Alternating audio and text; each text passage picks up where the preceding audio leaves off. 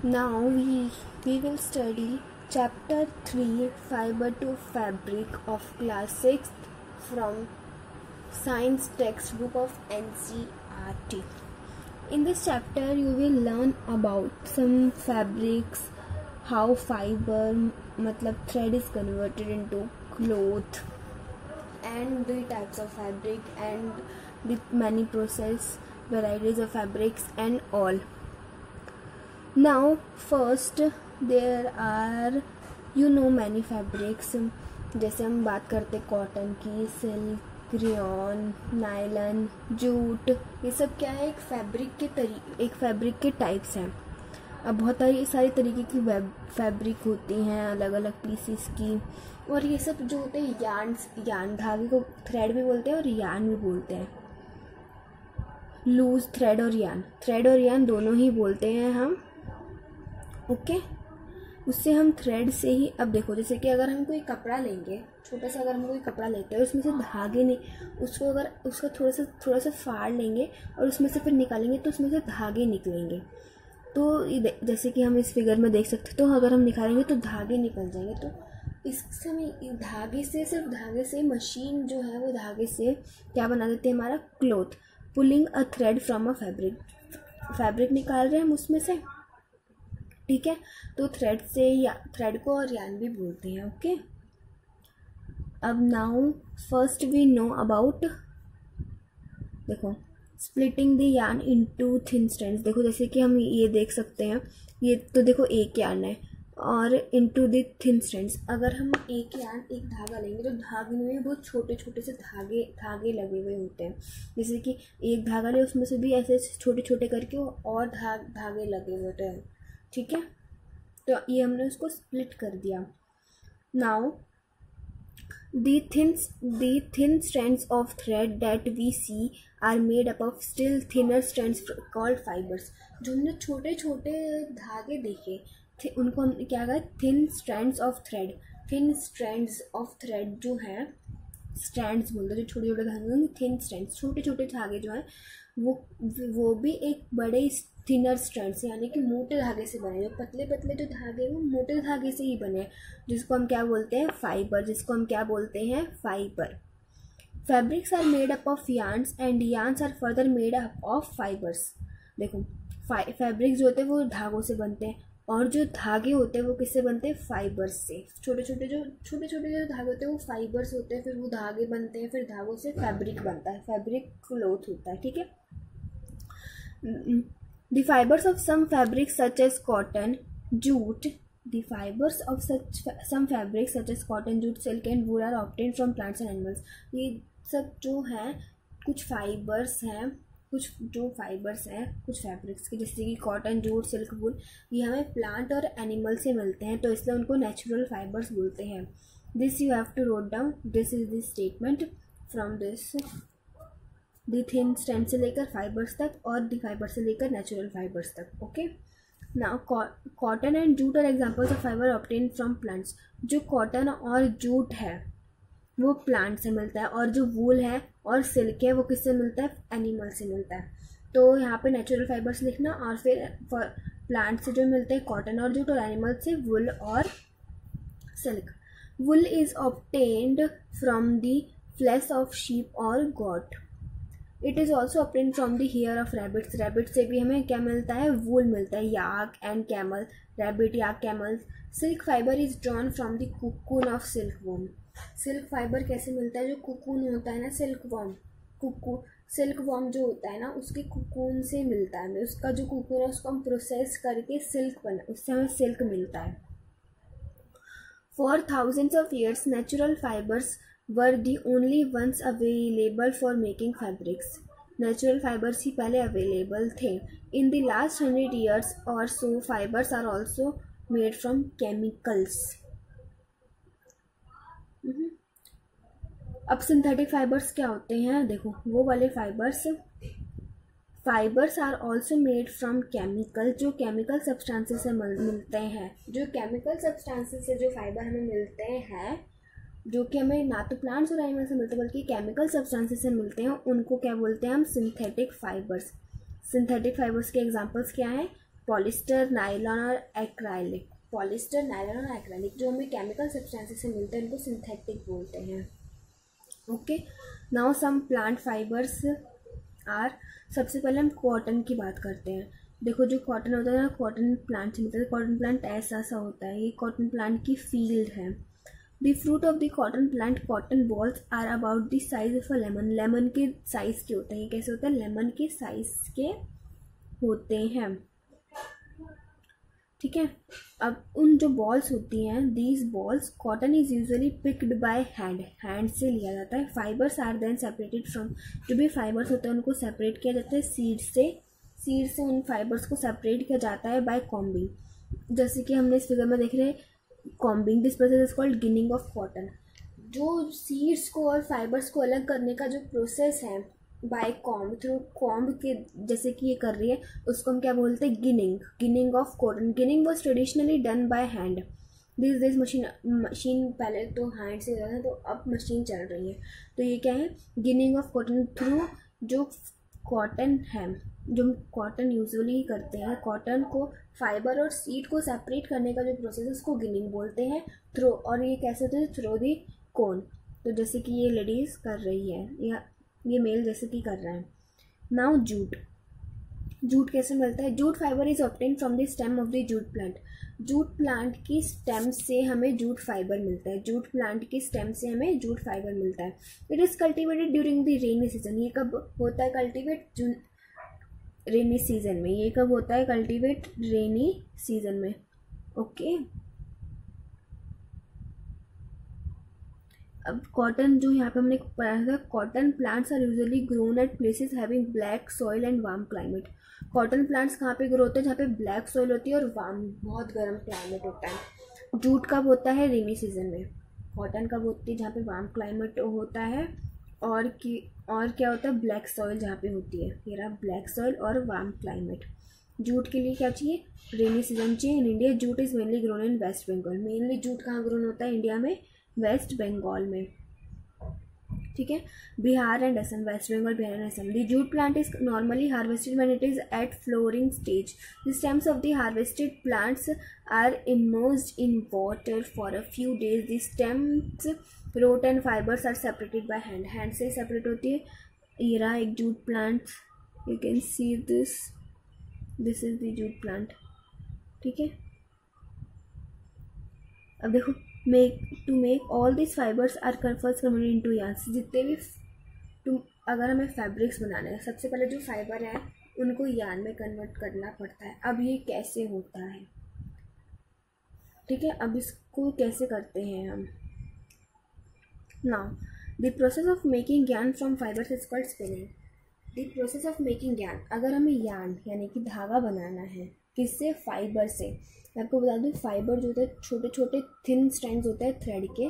अगर फैब्रिक जो होता है उसको क्लॉथ बोलते हैं। उसमें ई और सी का ही फर्क है, तो you have to pronunciate, focus on pronunciation, okay. The making of yarn from fibres is called spinning.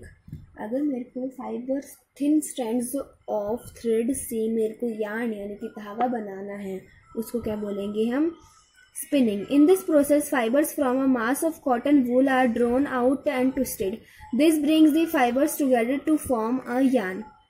इसको क्या बोलते हैं? This brings it together to form the yarn. Fibers from a mass of cotton wool are drawn out and twisted हो जाते हैं. A simple device used for spinning is a hand spindle, also called तकली. इसको क्या? A simple device used करते हैं spinning के लिए इज अ हैंड स्पिंडल. इसको क्या बोलते हैं हम? Hand spindle, also called takli. जैसे कि ये जो फिगर है ये टकली का ही है, okay. Another hand operated device used for spinning is charkha. चरखे से भी हम बना सकते हैं thread. Use of charkha was popularised by Mahatma Gandhi as a part of the independence movement. He encourage people to wear clothes made of homespun yarn termed as khadi. Khadi के जैसे कि ये है, ये हमारा चरखा है, ठीक है. Ancient imported cloth made in the mines of Britain. मतलब इस चरखे का यूज़ महात्मा गांधी ने किया था ताकि हमें इंडिया में जो बनते हैं वही क्लोथ्स है पहने, ना कि ब्रिटेन्स की जो क्लोथ्स पहने। To popularise and promote khadi the government of India constituted a body called Khadi and village industries commission in 19। इसलिए खादी को गवर्नमेंट में खादी को प्रमोट करने के लिए एक वो बना दी, क्या बना दी, एक बॉडी बना दी, Khadi and village industries Commission 1956। Khadi and village industries Commission कब बनाई, 1956 में। Spinning of yarn on large scale is done with the help of spinning. अगर हमें स्पिनिंग मशीन से होती है, अगर लार्ज स्केल पे स्पिनिंग करना है तो मशीन से होती है। अब अगर यार्न बन गया after spinning, yarns are use for making fabrics, उसके बाद फैब्रिक बन जाता है। तो ये जो हमने प्रोसेस पढ़ा ये क्या था, making fibres to yarn. Yarn धागा बन गया, मेरे पास धागा है तो धागे से क्या बनेगा, fabric. Now this is the yarn to fabric. There are many ways by which fabrics are made from yarns. The two main process are weaving and netting. बहुत सारे प्रोसेस है धागे को फैब्रिक में, क्लोथ में कन्वर्ट करने के, लेकिन दो मेन है, वीविंग और निटिंग। क्या है, वीविंग और knitting. Now first we talk about weaving. The process of arranging two sets of yarns together make a fabric. अगर जो प्रोसेस है अरेंज करने का, two sets of yarn together, दो सेट्स हैं यार्न के, उसको हमने टुगेदर अरेंज करने का जो प्रोसेस है उसको क्या बोलते हैं, हम वीविंग बोलते हैं। उसको हम क्या बोलते हैं, वीविंग। जैसे कि example, weaving with paper stripes, ये आप घर में भी बना सकते हैं। फर्स्ट आपको एक पेपर लेना है और फिर ये उसको फोल्ड कर लेना है और उसके बाद यहाँ तक इसमें से थोड़ा सा बच जाए उतना काट लेना है और रेड की स्टेप्स लिखनी है और फिर उसमें से जैसे कि ये बना हुआ है ना, if you want this I can also make a PDF on how to make this. If you want please comment on the video, okay.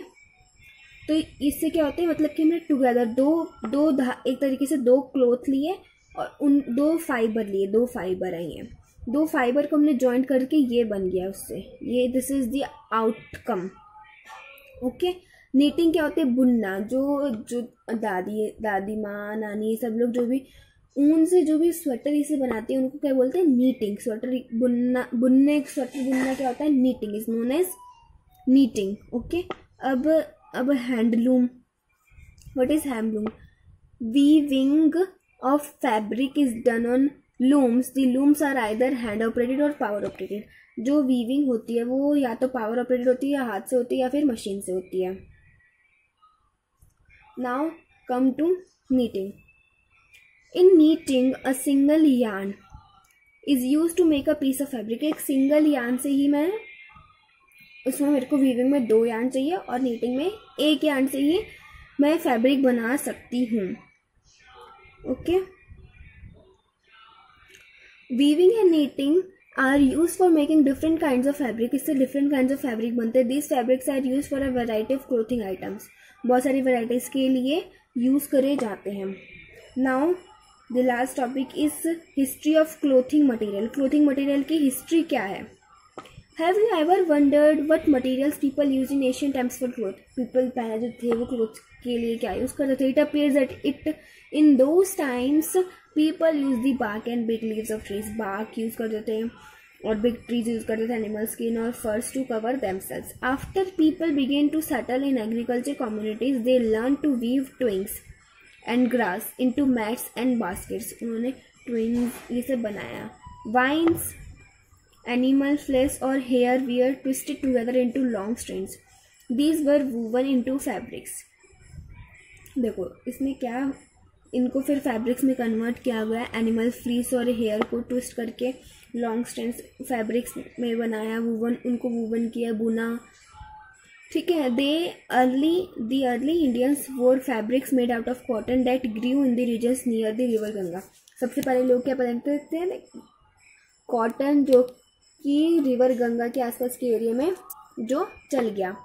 Flex is also a plant that gives natural fibre. Flax जो है एक plant है जो कि natural fibres देता है। In ancient Egypt cotton as well as flax were cultivated near the river line.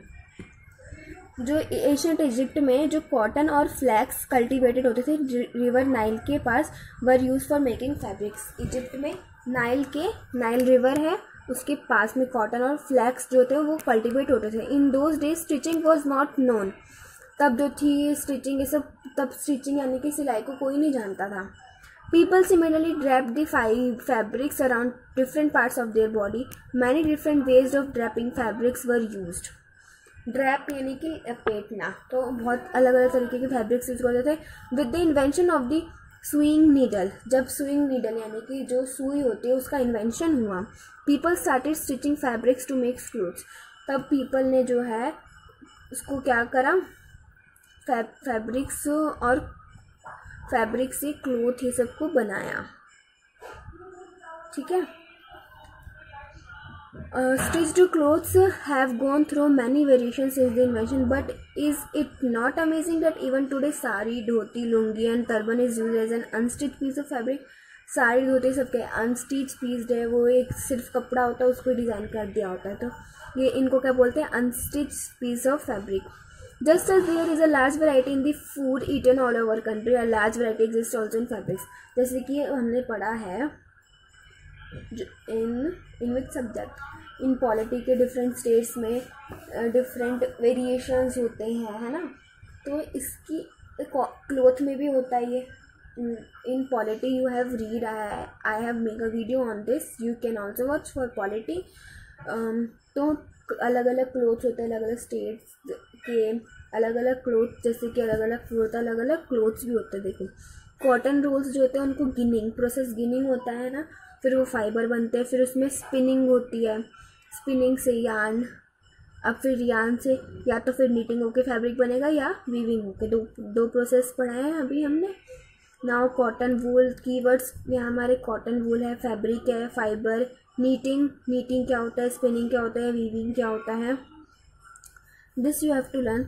जैसे कि जो प्रोसेस है फाइबर से यार्न तक जाने का उसको स्पिनिंग बोलते हैं. नीटिंग क्या होता है, स्वेटर से बुनना. वीविंग क्या होता है, जब दो धागों को हम टुगेदर लाके एक फैब्रिक बनाते हैं, यार्न को धागा बोलते हैं. Now this is the answer the exercise you have to do, and now this is the end of this chapter. Please for your queries, please comment on the videos. Please like, share and subscribe to our channel.